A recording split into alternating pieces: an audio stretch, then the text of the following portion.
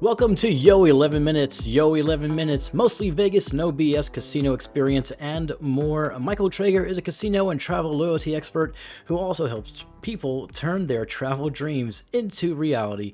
And now, Michael Traeger. How's it going, Michael? It is going excellent for a Monday. Only for a Monday? Well, yeah, Mondays suck, right? So, Yeah. I think not it's gonna be a yours. busy week though. Lots going on. Lots floating out there in the Vegas verse. That is true. There are some things. I know, like all the entertainment things are going to be released soon about who to expect in 2024 and all that stuff.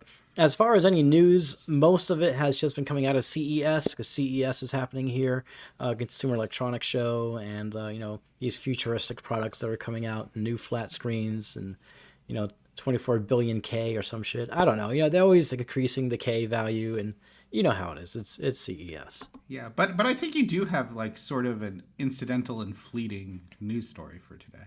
It is definitely incidental and fleeting, no doubt. Let's get on to that. You know, it turns out my I don't forget the music. I'll just do it straight up. People on the Las Vegas Strip will no longer be allowed to stop on pedestrian bridges aside from incidental and fleeting viewing. After Clark County commissioners passed an ordinance on the matter Tuesday morning of last week, the ordinance, which supporters say will help with crime and pedestrian safety, but opponents say criminalizes harmless activities, prohibits stopping, standing, or congregating on the pedestrian bridges and up to 20 feet where the bridges connect to street level sidewalks. Violators could face a misdemeanor charge and, if found guilty, up to 6 months in jail or a $1,000 fine. Whew. Hope that Sophie is worth $1,000 and 6 months in jail. That's going to do it for the news, and now for the views. Michael, what are your thoughts? My thoughts are that this is crazy. I remember that they had reasoning for not wanting people to be on the pedestrian bridges during F1, and I guess this is a little bit the genesis of this ordinance is that. But I'm not even sure why this makes any sense at all. Like, has anyone ever been complaining to you about clogged bridges I and overpasses? I've never heard of all the 999 things people can complain about with Vegas, like the escalator's not working. I've never heard people say like it's impossible to get across that pedestrian bridge because it's always so clogged. Yeah, no, I've never heard that. But from what I've read somewhere, it was that 11% of disruptive activity calls happens because of stuff that happens on the pedestrian bridges, or what's happening around the pedestrian bridges. And so I guess they're trying to view this as a safety thing, but I'm starting to think that what they did during F1 was kind of a testing phase to see how that would go. It just seems too coincidental that they were doing that for F1, and now they're like, yeah, we're gonna keep doing that. Just Are they going to have people like continuously screaming, "Move along, keep moving"? yeah, Something probably. like that. That's because that's always such a nice touch being screamed at, Oh yeah, by people. That's well, I think actually what you're saying, really what they're saying is they want to prevent people from like doing like 3 card Monte games and sitting there and trying to sell waters and things like that, which I think is a lot different than people standing and taking selfies and stuff like that. So I don't know why they just don't go after the issue as opposed to making this rule. And of course, this whole thing is totally fake. Nobody's going to get 6 months in jail. Like, really? Like, that's like you can pretty much sell rob a CVS and not get 6 months in jail. So it seems like, extreme. that's Like it's I, like that'd be hard to explain to someone. Yeah, man, I did time in prison. Well, what did you do? I took a selfie on a pedestrian bridge. It just seems like it's a bit extreme for 6 months in jail and a $1,000 fine. That's just I don't yeah. know, man. Anyway, so what a news story. It's crazy. Yeah, well, we'll hear a lot about this. This will be a wonderful unenforceable thing, and hopefully we will not be subjected to many people screaming at us to move faster across the pedestrian bridges. Mind the gap. It just seems like something. I don't know. I just thought about train conductors, old timey days, and stuff like that. Never mind. That being said, it is time for the tease.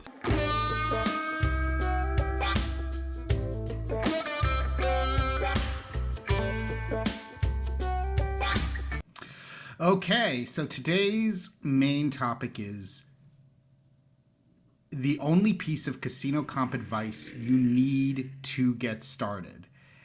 And this is an interesting story because people are always trying to give like casino advice or how to look like a high roller or how to get more out of casinos. But really, if you want to break it down, what people are talking about is how to get more comps. And before I'll get into that only piece of advice, I happen to do a pretty in-depth tweet because now Twitter will allow you to tweet forever about whatever you want. There's pretty much no character limitation. There is a character limitation, but it's not really there. And what I was saying in that tweet, and we'll list it in the show notes, is that casino comp advice requires that people talk about their casino action and how it relates to the comps, perks, and marketing offers. And that's something a lot of people don't talk about. A lot of people like to talk about all the comps that they get or how great and generous the casinos are or potentially how ungenerous or not generous the casinos are, but they don't usually like to relate that to their actual action and what they're doing. If you take a look at this tweet, you'll see that there are some major data points involving your bankroll for a trip, loss or win for a trip, total tier points earned for a trip, and total comp dollars. And I have some really good thoughts there that I put out there, and it really does sort of bring about a conversation. But back to this, like, the one thing you need to do, especially if you're getting started, and it's really important to understand that a casino and casino loyalty in general only knows what you let it know. So if you have not played at a casino before, and this is optimal if you haven't played at that casino before, or you've been dormant for a while, the casino only doesn't know anything about you.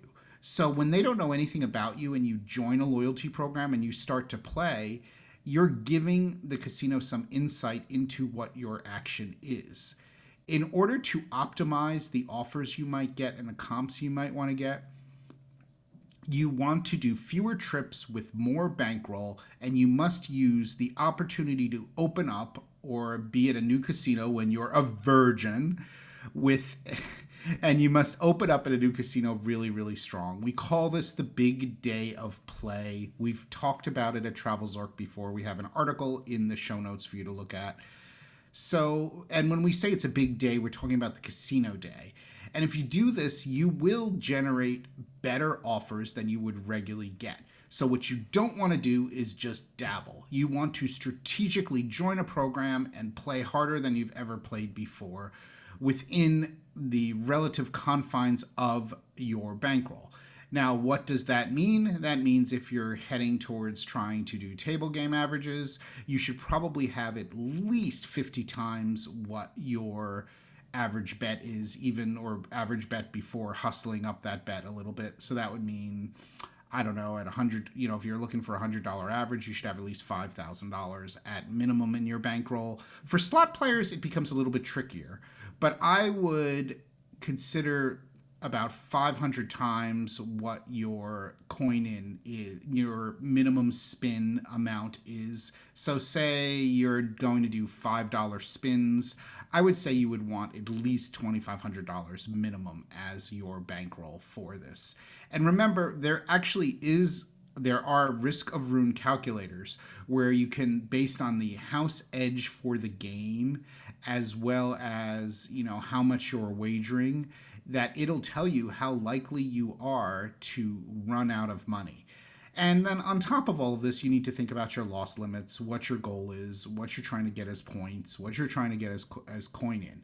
But the overarching theme, I love that, overarching theme, is that you want to take this opportunity the first time you play in a casino to play on the stronger side of what you would regularly play. And that might require that you do fewer trips or fewer days of play. But it's really important to do that because that's going to set you up for better offers. Now, the question becomes, what do you do when you get these offers that are probably more than you would regularly get from a casino?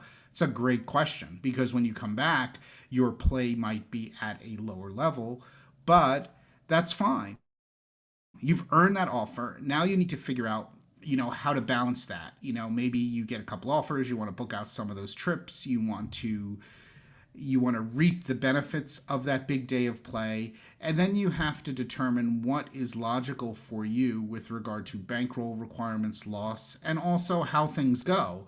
Because as with gambling, anything can happen. Sometimes you'll get lucky, sometimes you'll win money and you'll have more money to play with. Of course, the whole goal all the time is to win, so I highly advocate to people that locking up wins and not giving the money back if you're having a good run. You really just need to think about these things. You need to write them down. You need to have a plan. The one thing you probably don't want to do is generate those offers and come back and, quote, not play at all or play at a very minimal level. Because if you do that, then the offers are going to drop off very, very quickly. Or you might even become marketing restricted from a casino if they think that you are there just to get the perks that they're giving you. So you need to balance that. But I would say for most people, this is about trying to set yourself up at a new property or in a new program and get the most bang out of your money and bankroll. So that's what I got for you. What do you think about that, Movestro? Is a little bit too much thought process going on there? No, not too much thought process at all. I think what you outlined there is basically the best way for someone who's interested in comps, making the most out of them, making the most out of their play, and getting what they can get out of it. I mean, you pretty much laid it all out. Do you think, though, that for a person who's just starting to say, all right, you know what, I've heard a lot about these loyalty rewards and these player cards and all that stuff, and I can get free stuff or I can get this or that. Do you think that it tends to lead to people who might be more about chasing comps rather than, just enjoying their stay, like without feeling like they have a side task to accomplish of, okay, if I keep playing this machine, my points will go up this much, or if I do that, if I stick to slots and not so much table games, I might get more points. Like, do you think that it alters like the way people behave when they're first getting involved with loyalty rewards?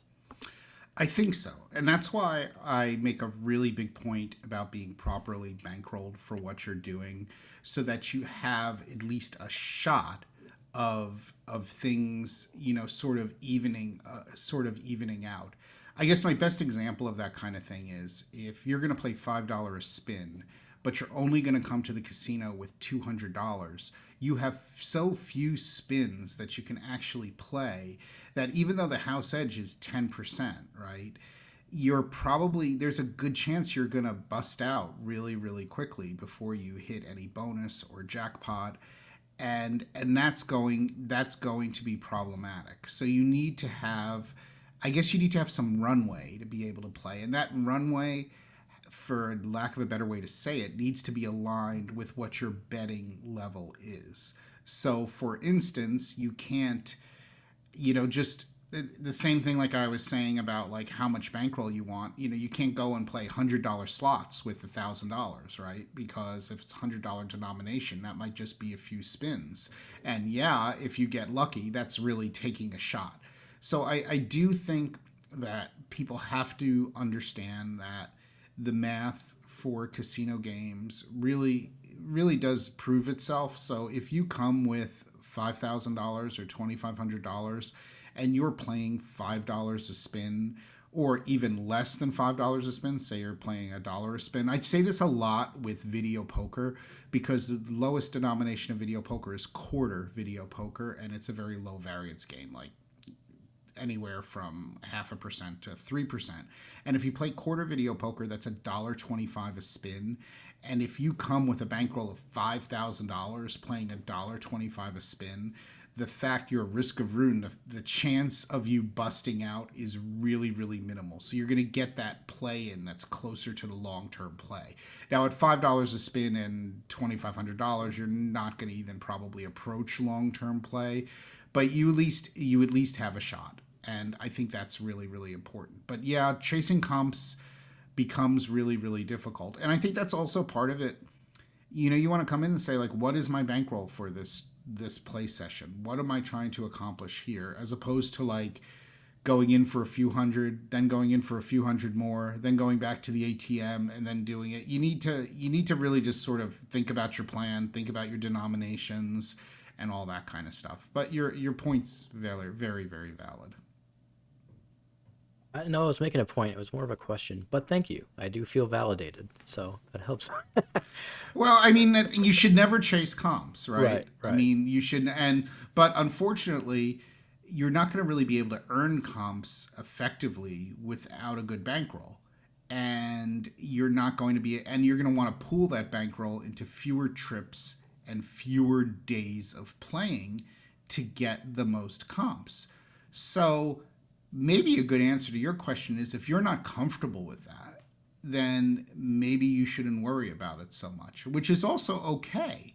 But here we're talking about like when people say like, oh wow, I'm getting, this offer to come back for 3 free nights and $500 free play and $250 food. I never get offers like that. Well, if you want to get offers like that, you're going to have to probably have more bankroll and change your strategy. So that's good. And neither one is right or wrong. It's just realistically, you've got to understand that. And I think that's important. And that tweet also aligns with a lot of the things that you have to think about. Would you say that if I made this statement, which might trigger you, so I'm thinking about not, but here's what I'm trying to say. Trigger away. It's trigger, and now it's time for trigger. So here's what I'm thinking here. It seems like for every let's say for every $100 that you spend in a game, right? Let's say you get it seems like you get 1 point. No, wait. Does it? You get 1 point for every dollar that you spend, or you get 1 point for every $100 that you spend? Either way, it breaks down. So would it be safe to say that when it comes to comps and stuff like that and earning points or tier credits, that you get 1/100th of what you put into it? Well, it would be fair to say that, the percent, remember you have two different numbers. You've got the numbers for like your earnings for tier points, and then you have your earnings for things like redeemable comps, which are usually on like a 1% to 2% max basis. Whereas like the easiest programs like Caesars, $5 of coin in is 1 tier point, and it's also a certain amount of redeemable comps, which they don't tell you as easily. So, I mean, I think, what the thing is though, everyone talks about the house edge. Like you talk about this like 10% house edge for slot machines. What does that really mean? That means that in the long term, for every $100 you gamble, you're going to wind up with $90. The house is going to get $10. And a lot of people might say that doesn't sound so bad. But then people go, well, wait a second, but why did I put $500 into a slot machine and I wound up with zero? And that's because of variance and because of the fact that those calculations, that machine over the life of the machine, Yep. over the long term is going to hold 10% of your money. But in the short term, anything can happen. So part of the reason that I try to explain, tell people to think about your bankroll. Think about how much you're wagering per spin or per hand or per roll at craps. You need to start to think about that. And the larger your bankroll is in relation to that, the more of a chance where the math is going to really work itself out. And honestly, it's not going to be like you're just taking a shot. Like to me, when people go up to like a $25 denomination machine with $100 or $200, they're just taking a shot, right? Chances are it's going to go to zero. even though that machine might only hold like 6 or 7%, but it's just not it.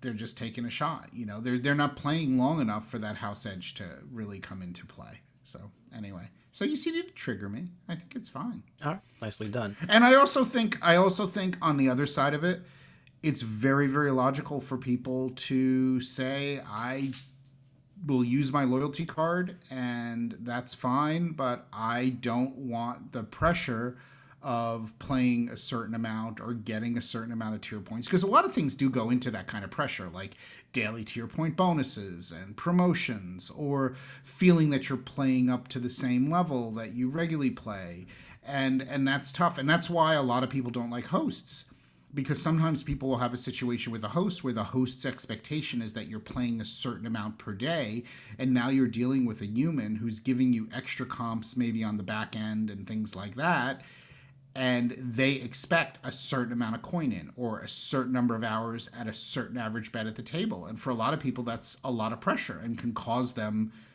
to truly gamble more than they should. So these are all great things to think about. So there's no right answer except doing what you can afford and what makes sense to you.